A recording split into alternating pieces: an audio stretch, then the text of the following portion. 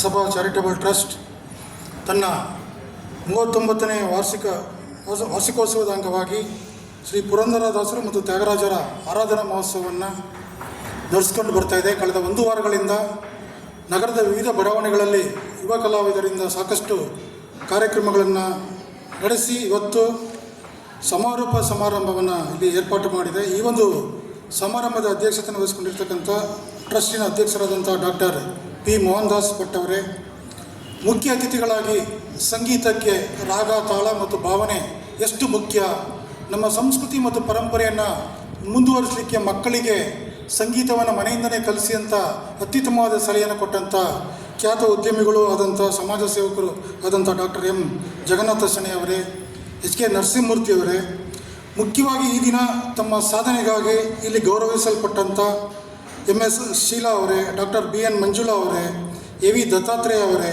K H Ravikumar ಅವರೇ, doctor Geetha Sitaram ಅವರೇ, ಇದಲ್ಲದೆ ತಮ್ಮ ಸಾಧನೆಗಾಗಿ ಇಲ್ಲಿ ಸಂಸ್ಥೆಯಿಂದ ಸನ್ಮಾನಿತರಾದಂಥ ಪ್ರೊಫೆಸರ್ ಸಿ ಎ ಶ್ರೀಧರ್ ಅವರೇ, ಇಮಾಮ್ಸು ಅವರೇ, ಎಲ್ಲ ಬಂಧುಗಳೇ, ನಿಮಗೆಲ್ಲ ಗೊತ್ತಿರುವ ಹಾಗೆ ಮೈಸೂರು ಸಾಂಸ್ಕೃತಿಕ ರಾಜಧಾನಿ ಅಂತೇಳಿ ಹೆಸರುವಾಸಿಯಾಗಿದೆ.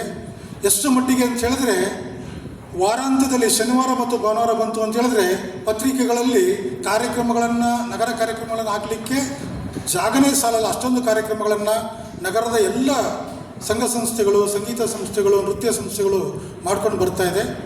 ಇದಕ್ಕೆ ಮುಖ್ಯ ಕಾರಣ ಮೈಸೂರನ್ನು ಆಳಿದಂಥ ಮಹಾರಾಜರು ಕಾರಣ. ಅವರ ಕಾಲದಿಂದಲೂ ಕೂಡ ಮೈಸೂರಿನಲ್ಲಿ ಎಲ್ಲ ರೀತಿಯ ಕಲೆಗೆ, ಸಾಹಿತ್ಯಕ್ಕೆ, ಸಂಗೀತಕ್ಕೆ, ನೃತ್ಯಕ್ಕೆ ಒಂದು ಪ್ರೋತ್ಸಾಹವನ್ನು ಕೊಟ್ಕೊಂಡು ಬರ್ತಾ ಇದ್ದಾರೆ. ಅದೇನೇ ಇರಲಿ, ಇವತ್ತು ಈ ಒಂದು ಟ್ರಸ್ಟ್ ನನಗೆ ಸಾಮಾನ್ಯವಾಗಿ ಸರ್ ಏನಂದರೆ, ಒಂದು ಟ್ರಸ್ಟು ತನ್ನ ವ್ಯಾಪ್ತಿನಲ್ಲಿ ಮಾತ್ರ ಕಾರ್ಯಕ್ರಮಗಳನ್ನು ಮಾಡುತ್ತೆ. ಆದರೆ ಶ್ರೀ ತ್ಯಾಗರಾಜ ಚಾರಿಟಬಲ್ ಟ್ರಸ್ಟ್ ನಗರದ ಬೇರೆ ಬೇರೆ ಭಾಗಗಳಲ್ಲಿ ಕಾರ್ಯಕ್ರಮಗಳನ್ನು ಏರ್ಪಾಟು ಮಾಡ್ಕೊಂಡು ಬರ್ತಾಯಿದೆ. ಎಲ್ಲ ಕಡೆ ಸಂಗೀತದ ಅಭಿರುಚಿಯನ್ನು ಬೆಳೆಸುವಂಥ ಕಾರ್ಯಕ್ರಮವನ್ನು ಕಳೆದ 39 ವರ್ಷಗಳಿಂದಲೂ ಕೂಡ ಮಾಡ್ಕೊಂಡು ಬರ್ತಾಯಿದೆ. ಅದಕ್ಕೋಸ್ಕರ ನಿಮ್ಮೆಲ್ಲರ ಪರವಾಗಿ ಟ್ರಸ್ಟಿನ ಎಲ್ಲ ಪದಾಧಿಕಾರಿಗಳಿಗೆ ಅಭಿನಂದನೆಗಳನ್ನು ಸಲ್ಲಿಸಲಿಕ್ಕೆ ಬಯಸ್ತೇನೆ. ಹಾಗೆ ಇವತ್ತು 5 ಸಾಧಕರು ತುಂಬ ಅವರವರ ಕ್ಷೇತ್ರದಲ್ಲಿ ತುಂಬ ಅದ್ವಿತೀಯ ಸಾಧನೆಯನ್ನು ಮಾಡಿದ್ದಾರೆ. ಅಂಥ ಕಲಾವಿದರನ್ನು ಗುರುತಿಸಿ ಇಲ್ಲಿ ಸಂಸ್ಥೆ ಗೌರವಿಸಿದೆ. ಅವರಿಗೂ ಕೂಡ ನಿಮ್ಮೆಲ್ಲರ ಪರವಾಗಿ ಮತ್ತೊಮ್ಮೆ ಅಭಿನಂದನೆಗಳನ್ನು ಸಲ್ಲಿಸಲಿಕ್ಕೆ ಬಯಸ್ತೇನೆ. ಸ್ನೇಹಿತರೆ, ಈಗಾಗಲೇ ನಿಮಗೆಲ್ಲ ಗೊತ್ತಿದೆ, ಧಾವಂತದ ಬದುಕು, ಎಲ್ಲರಿಗೂ ಕೂಡ ಹಣ ಮಾಡಬೇಕು ಅನ್ನೋ ಒಂದು ಅಪಾಪಿ ಬಂದಿದೆ. ಅದಕ್ಕೋಸ್ಕರ ಮನೆಯಲ್ಲಿ ಯಾವಾಗಲೂ ಕೂಡ ದುಡಿಯುವಂಥದ್ದು ಒಂದು ಸಂದರ್ಭ ಇದೆ.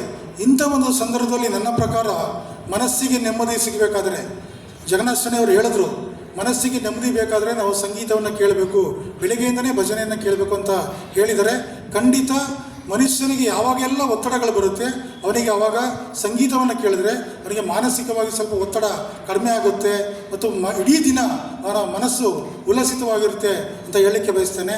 ಇಂಥ ಒಂದು ಅಪರೂಪದ ಕಾರ್ಯಕ್ರಮದಲ್ಲಿ ಪಾಲ್ಗೊಳ್ಳಲಿಕ್ಕೆ ಅವಕಾಶ ಮಾಡಿಕೊಟ್ಟಂಥ ಟ್ರಸ್ಟಿನ ಎಲ್ಲ ಪದಾಧಿಕಾರಿಗಳಿಗೆ, ಸನ್ಮಾನಿತರಿಗೆ, ಹಾಗೆ ನಿಮಗೆ ವಂದಿಸಿ ನನ್ನ ಮಾತು ಮುಗಿಸ್ತೇನೆ. ನಮಸ್ಕಾರ.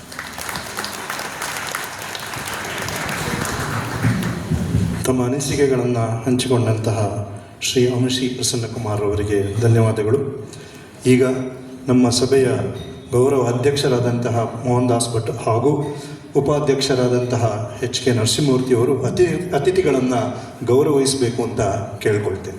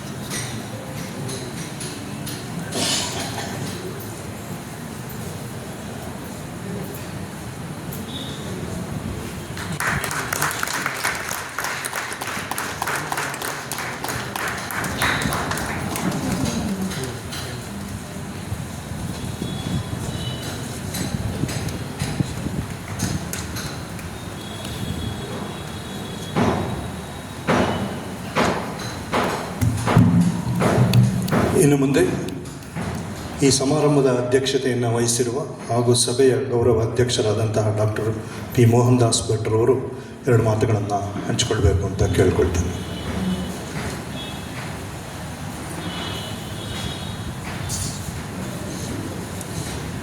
ವೇದಿಕೆ ಮೇಲೆ ಇರುವಂತಹ ಮತ್ತು ಮುಂದುಗಡೆ ಇರುವಂತಹ ಎಲ್ಲರಿಗೂ ಕೂಡ ನಮಸ್ಕಾರ.